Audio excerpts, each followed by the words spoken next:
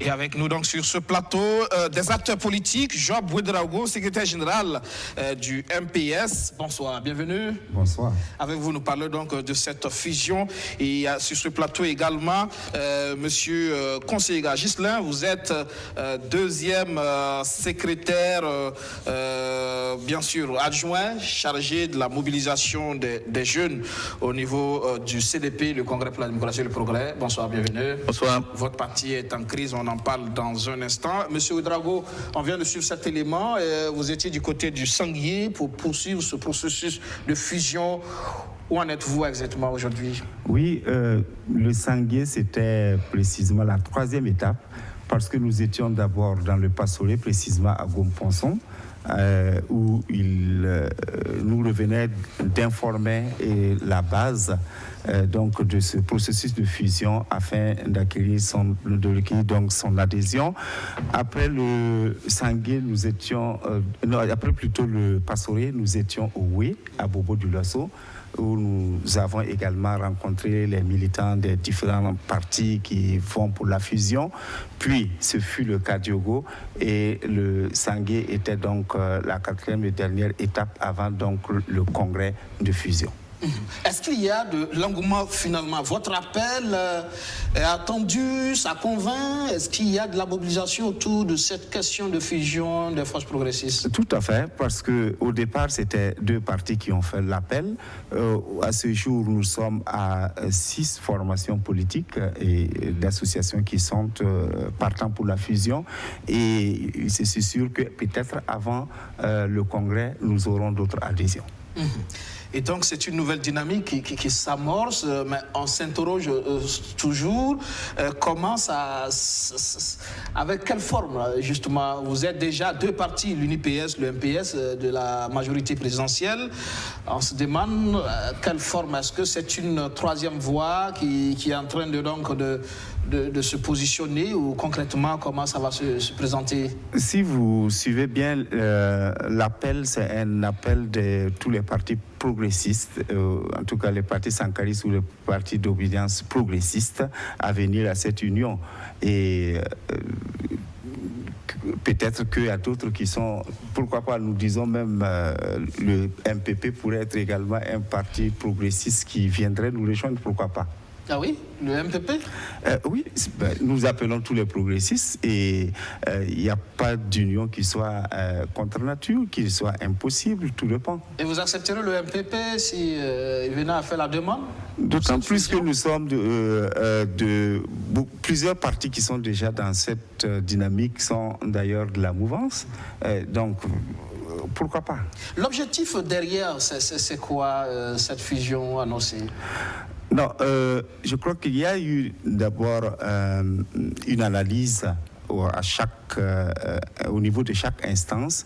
Il y a eu également l'appel de son Excellence le président du FASO, parce que nous sommes habitués dans notre pays à des micro-partis.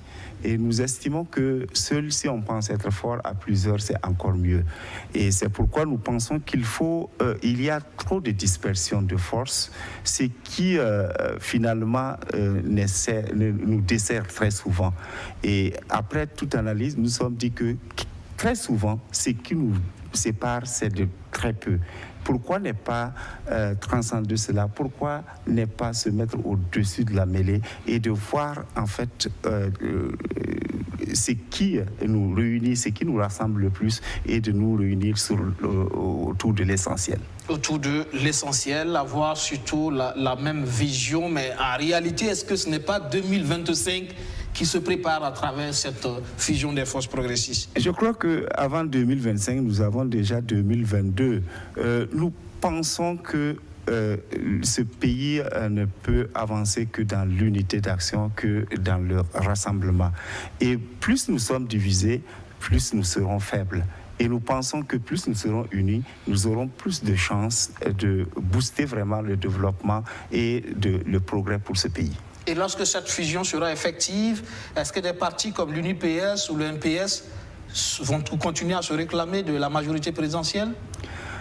C'est le Congrès qui décidera, puisque de toute façon, ce Congrès de fusion verra la naissance d'une nouvelle formation politique, et le Congrès qui se tient les 30-31 décidera de quelle voie suivre.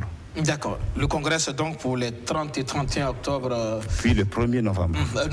Oui, le 1er novembre 2021. Donc, ça sera à Ouagadougou. Ça sera à Ouagadougou, précisément à la Maison du Peuple.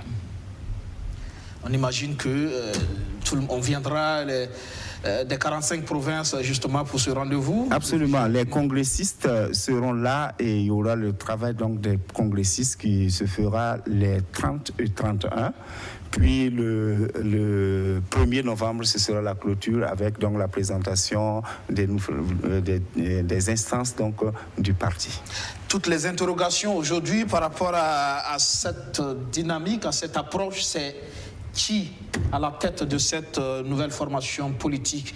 Maître Benoît Sankara, Yacouba Isaac Zida, les interrogations sont là, encore là. Tout à fait, et c'est normal qu'il y ait des interrogations, sauf que la réponse à ces interrogations, c'est le Congrès. La question est déjà réglée, je suppose. C'est le Congrès qui réglera la question. D'accord. Oui. Donc on attendra de voir donc pour ce congrès des 30, 31 et 1er novembre prochain. Tout à fait.